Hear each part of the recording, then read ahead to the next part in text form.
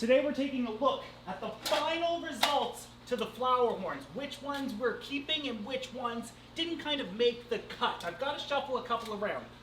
All the ones that didn't make the cut are staying over here, and the best of the best are going over there. One of the ones from the past that we really liked made the cut. And this guy, unfortunately, did not. But you'll see why here in a second. I also want to point out we finally put lights on the tanks. However, I'll warn you, these are the Phoenix Vivid Plus 3.0, I believe. Yeah. Now I'm warning you because they've got 3 color settings, and one of them is Color Max mode. This is going to make your fish look better than they actually are. It's made to enhance the colors of the fish, plus it can grow plants. Anyways, you guys will remember in a past video that I explained that I had a King Kong parrotfish and a King Kampha flowerhorn, and we crossed them together.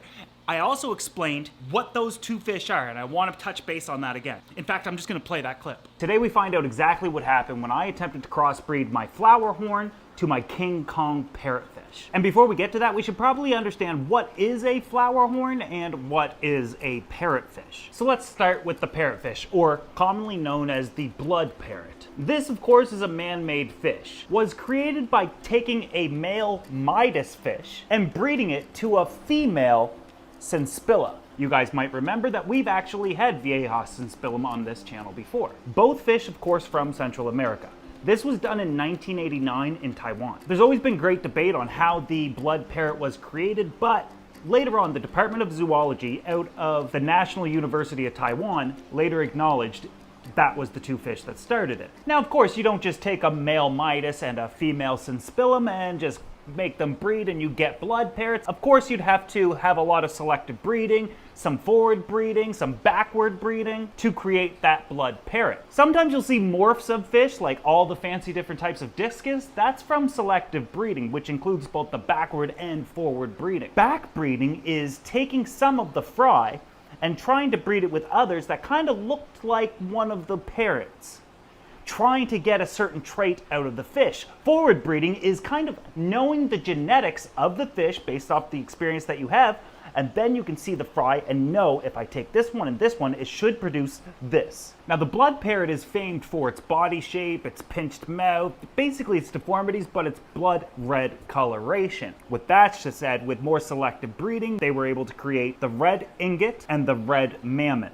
Both different types of morphs of the blood parrot, but displaying different types of characteristics, including overall body size, finnage, the nuchal hump, the shape of their mouth, and maximum potential size that they would get. And then through even more selective breeding and back breeding and forward breeding, we got the King Kong parrot, which is essentially like a blood parrot, but gets a lot bigger, doesn't have the deformities, has a normal mouth, and the body shape more related to their ancestors, the Vieja Senspilla, as well as the Midas. So now that we know what a blood parrot is, as well as all the creations that came from it, what's a flowerhorn? Well, a lot of you guys are gonna like this, but the flowerhorn didn't come till the 90s in Malaysia, where they took blood parrots, mixed in the Vieja, the Midas, but they also took the Red Devil, as well as the Trimac, again, mixing them, breeding them. What happens if we mix these 2 and these 2 with the blood parrot? Selectively breeding, forward and backward breeding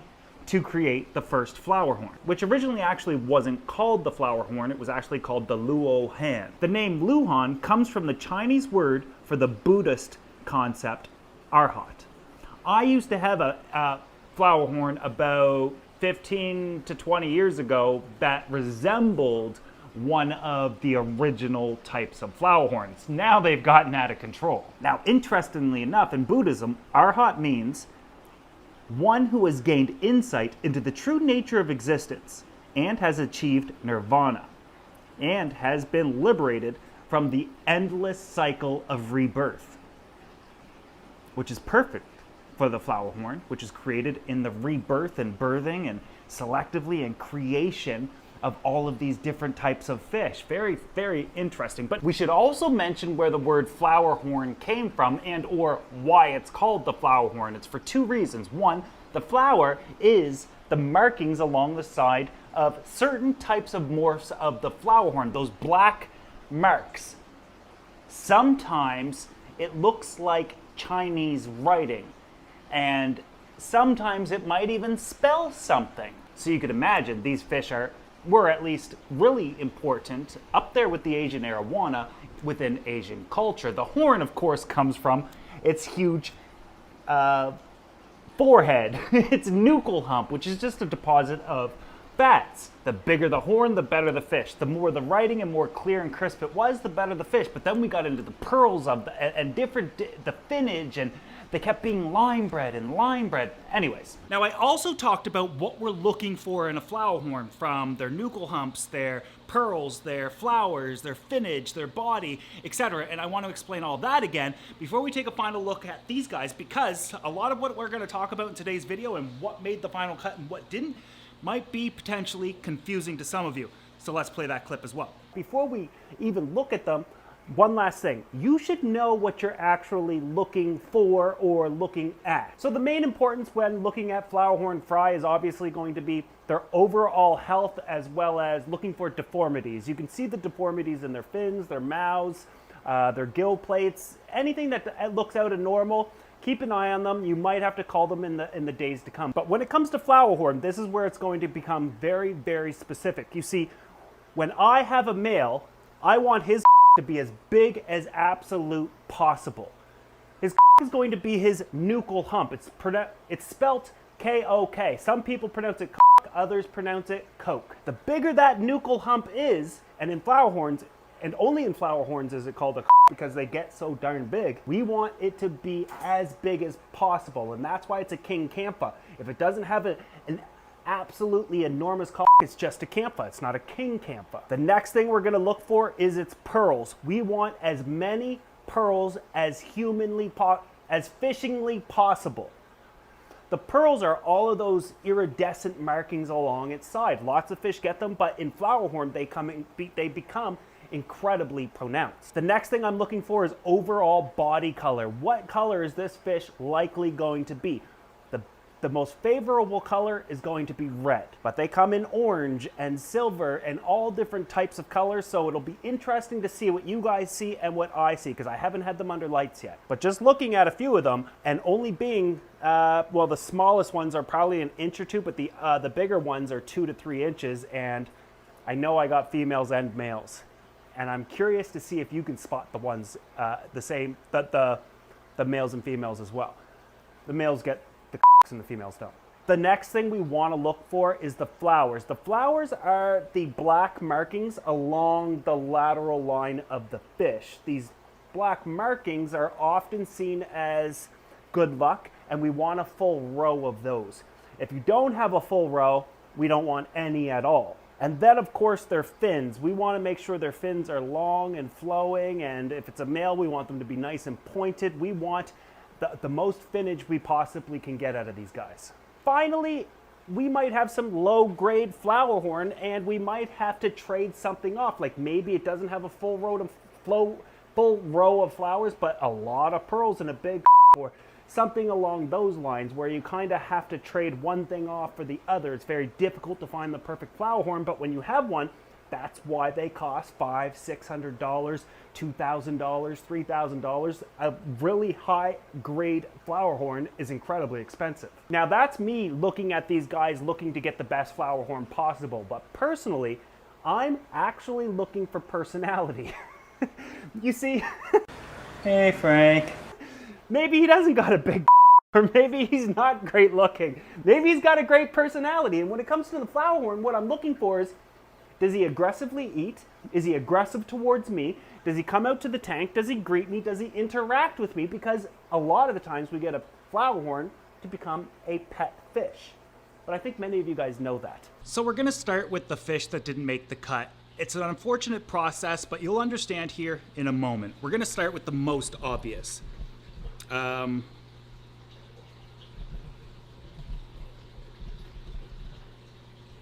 There he is. Remember this little fella? He's definitely, I wouldn't say stunted. He just has like some of the worst genetics I've seen in a flowerhorn. If we could just focus on the little guy. So he does have swimming issues, body shape, no pearls, no nuchal hump. Horrible. Like, the guy's just, the poor fella. I mean, I've been raising him anyways, but he's several months old, and this is all we got out of him. This is what he does all day, but he eats. So, you know, like I said, I'd feel bad. On to the next one. It's not looking great. This kind of looks like a baby peacock bass over here.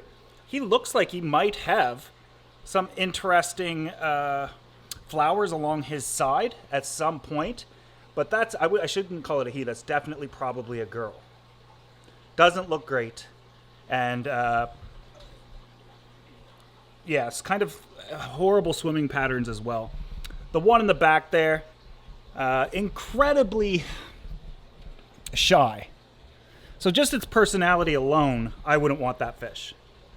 Unfortunately, when it comes to flowerhorn, because we do want a personality-based fish. And this guy's just, let's be fair, he looks like a Jack Dempsey, a stressed-out Jack Dempsey. But, believe it or not, he's the same age as this one over here. As we move along, it's kind of more the same thing. This guy here does have, if we look closely, he's a little less shy, and he does have a full row of flowers, but they're connected with no definition to them. Pearling is okay, no nuchal hump. I'd suggest another female. In fact, I'd say all of these were females. But still, probably, I mean, maybe he'd be somebody's fish. But what our plans are, we wouldn't be able to include it in ours. This one's a little bit better for personality alone. This would definitely make a really good pet fish.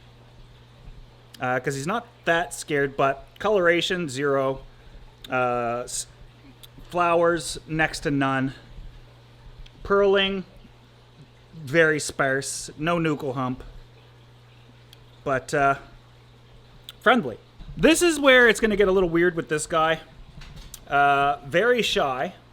And mind you, we just started using lights a few days ago. I've tried to acclimate them to having lights, but very shy. However, fantastic pearling. A decent nuchal hump. This is likely a male. No real flowering. You just see the stress lines on it. But the problem with this one, and it's a big one, is its mouth. It's like off to the side. We won't be able to look at it, but you'll notice that it's like keeled over. Likely genetic. This one here is the one that we just moved, so it's going to be tough to get him to come out, but he's actually super duper friendly. And if he'll come out, I'll show you what his problem is. You could probably kind of see it if I can get him to go in the light. So not great pearling, no flowers, not even a great nuchal hump, but look at the side profile. What's wrong? You see it? It's dorsal fin. He has a receding hairline. I almost feel like calling him Joey. No, he's everything else is fine. Body shape is okay. Coloration, I guess, in due time maybe to look well. But I think with the receding dorsal, like the dorsal's halfway back. But I think with time, if we grow him out, maybe that receding dorsal fin, which is a genetic defect, it's not an injury. Maybe his nuchal hump will look even bigger. But he's got the biggest forehead of a flowerhorn I've ever seen. See, it looks like a receding hairline. Okay, so we got another one hiding up there. This is one of the problems with having decorations in flowerhorn tanks, is because if you want one with great personality, you almost have to keep them in bare tanks so they learn not to be scared. This is kind of similar to the one we looked at earlier. They're decent fish, but less than ideal markings and whatnot.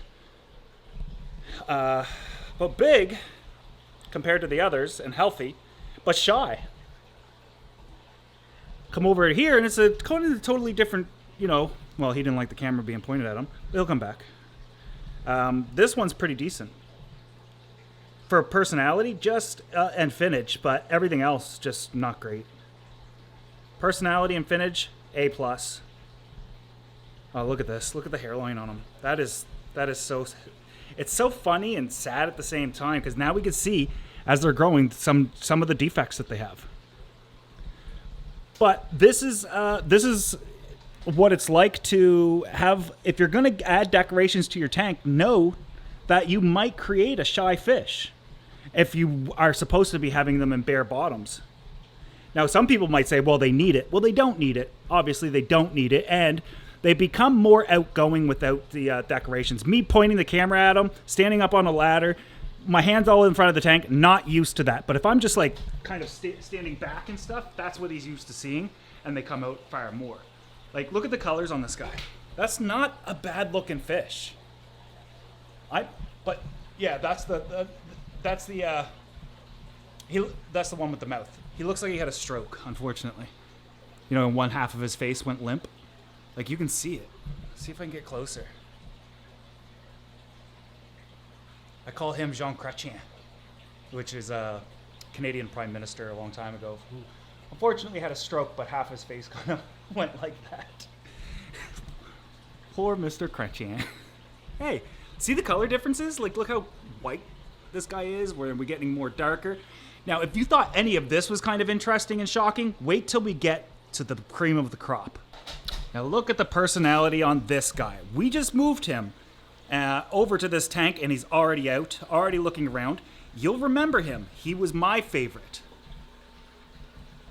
But he's not the best anymore.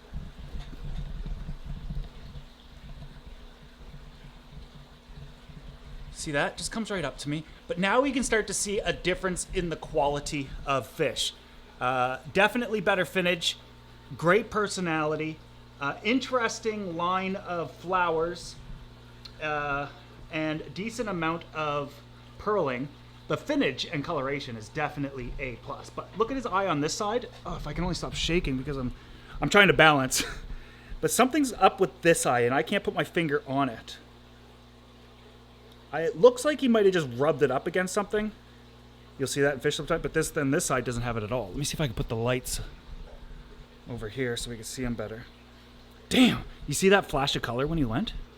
Okay, so he looks fantastic. Now let's take a look at this guy. This was never our favorite. Oh, this was our favorite. No, this guy and this guy were who we picked in the past. Now, this one's put on a tremendous amount more size than the other one, and he's developed to look even better.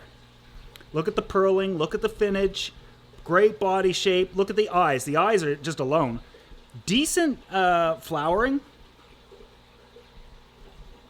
but overall, this is a great looking fish. Definitely has potential in the nuchal hump. And not bad for the first round of breeding. Oh, I wish the other guy would come out so we can... Yeah, see? Same idea. This guy looks great. Definitely a good male. And in comparison to this one probably has the better body shape and arguably better finnage, but the other fella definitely has better coloration. And now it's going to get the absolute shocking fish. The ones that have... just turned into absolute beauties. You're going to notice, though, that this is a female. But look at the coloration. The oranges and reds. Look at like, this is a beautiful fish. Now he's back out, of course, because I'm not over there. Like I said, they're far more friendly if I'm not... Oh, they're going to fight. They're far more friendly if I don't have... they don't have a camera stuck in their face. But that's two males. This one's a male, and this one's a male. And then we have a female. Little stressed out. She's usually a little darker in coloration, but that's a beautiful female. And it kind of reminds me of a trimac. Yeah, absolutely gorgeous. Now, what I'm going to do with her, who do you think I'm going to pair her with over here? Let me know before I show you. But you probably need to see this one first. This is insane. Look at the pearling on this fish. So much so that she's darn near glowing. Look at that. Coloration, not so much. Flowering, half her body. I don't care about that. I just care about all that pearling. That is insane. She's glowing. That is gorgeous, gorgeous, gorgeous. Mind you, these two are sisters. Look at the difference in their markings and coloration. This is why I said we don't know what we're gonna get, but I'm really excited. Now, I got a boyfriend for her. See how friendly she is? She is going with this guy here because he's got all that pearling as well and great personality.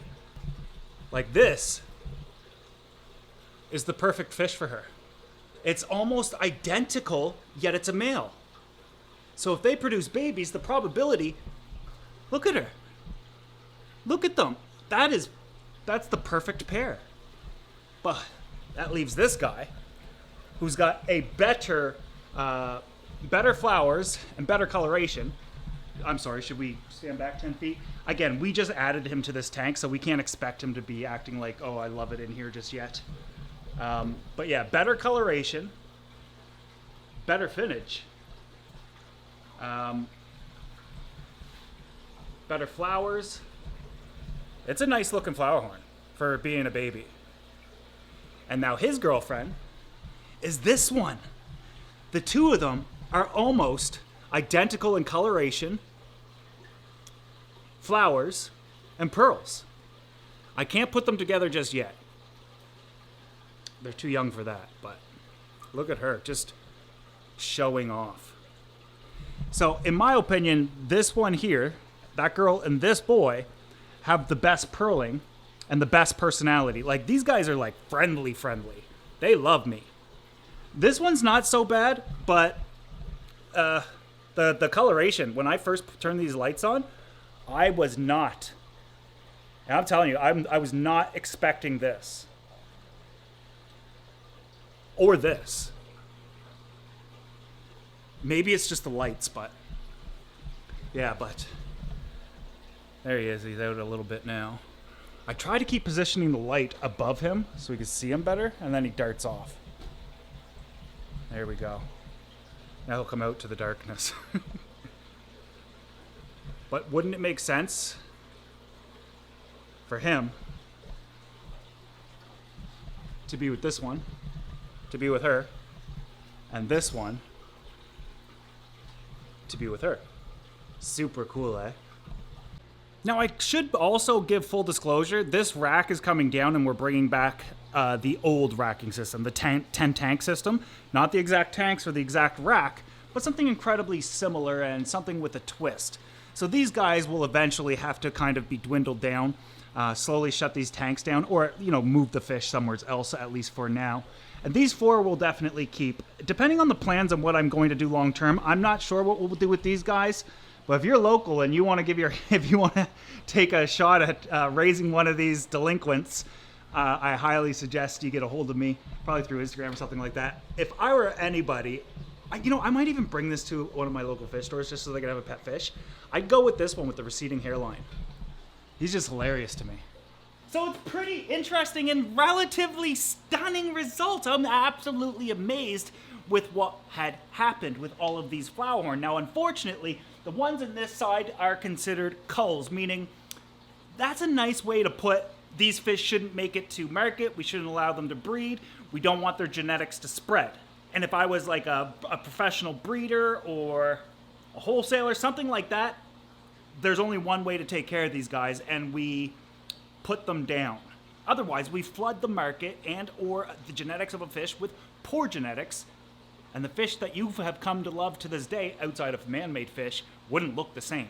But that is technically responsible breeding. These days, fish are bred in, they're so overly mass-produced that we're getting really poor genetic fish. I first noticed it in stingrays, where they're not as good as they used to be, but you might notice them in like something like neon tetras. Some people can keep those fish, others can't. Reason being is because the neon tetras being mass-produced and a lot of poor genetics are getting out, whereas the cardinal tetra, the bigger, the more expensive, and arguably the better looking, a lot of the times, and for the longest time, a lot of them were wild caught.